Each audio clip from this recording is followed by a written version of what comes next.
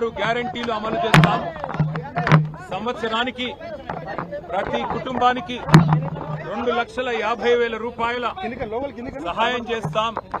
3 నెలల్లోనే 6 గ్యారెంటీలు అమలు చేస్తామని చెప్పి ఈ రాష్ట్ర ప్రజలను మోసం చేసి అభయహస్తం అని చెప్పి మేనిఫెస్టో పెట్టి ఇవాళ 3 నెలల్లో అమలు చేస్తామని చెప్పి 3వ బడ్జెట్ ప్రవేశపెడుతూ కూడా 6 గ్యారెంటీలకు చట్టబద్ధత కల్పించకుండా 6 గ్యారెంటీలకు డబ్బులు కేటాయించకుండా ఈ రాష్ట్ర ప్రజల్ని మోసం చేస్తున్న కాంగ్రెస్ పార్టీని నిలదీయడానికే, కాంగ్రెస్ ప్రభుత్వాన్ని నిలదీయడానికే ఇవాళ తెలంగాణ అమరవీరుల స్తూపం సాక్షిగా మేము ఈ నిరసన కార్యక్రమాన్ని చేపట్టాం.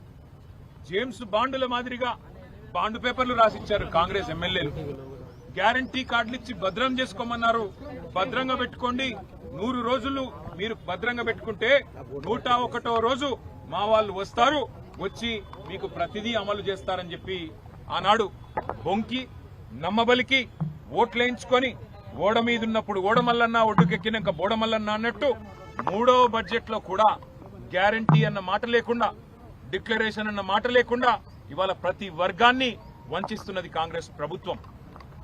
బలహీన వర్గాలకు 1,00,000 కోట్ల బడ్జెట్ అన్నారు. ఇది 3వ బడ్జెట్. మరి ఇప్పటికే 60,000 కోట్ల బడ్జెట్ పెట్టి ఉండాల, కానీ 3 కలిపితే కూడా 20,000 కోట్లు దాటట్లేదు.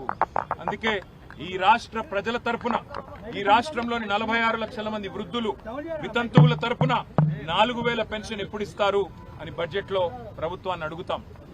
ఈ రాష్ట్రంలోని 1,88,00,000 మంది ఆడపిల్లలు ఎవరైతే 18 ఏళ్లు నిండిన వాళ్ళు ఉన్నారో 2,500 రూపాయలు మహాలక్ష్మి ఎప్పుడొస్తుందా అని ఎదురు చూస్తున్న వారు ఎవరైతున్నారో ఈ బడ్జెట్ లో కాంగ్రెస్ ప్రభుత్వం స్పందించకపోతే తప్పకుండా ఈ ప్రభుత్వాన్ని వదిలిపెట్టం, నిలదీస్తాం.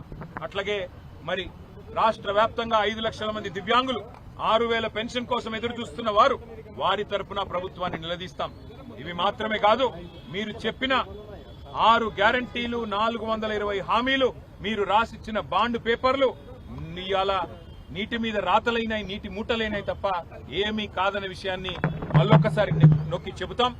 శాసనసభ సమావేశాల్లో, శాసన మండలి సమావేశాల్లో, బడ్జెట్ లో ఇప్పటికే ప్రభుత్వాన్ని అడుగడుగున నిలదీస్తున్నాం. అడుగడుగున వారికి నిరసన చెప్తా ఉన్నాం రాష్ట్ర ప్రజల తరపున.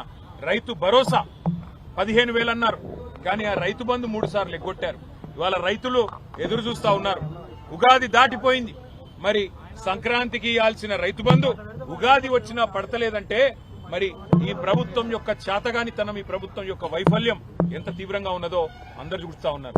అట్లాగే 2 లక్షల ఉద్యోగాలని చెప్పి కేవలం 11,900 ఉద్యోగాలు ఇచ్చి ఇవాళ బొంకుతున్న ప్రభుత్వం, అబద్దాలు చెప్తున్న ప్రభుత్వాన్ని ఈ బడ్జెట్ లో మళ్లీ అడుగుతాం, నిలదీస్తాం.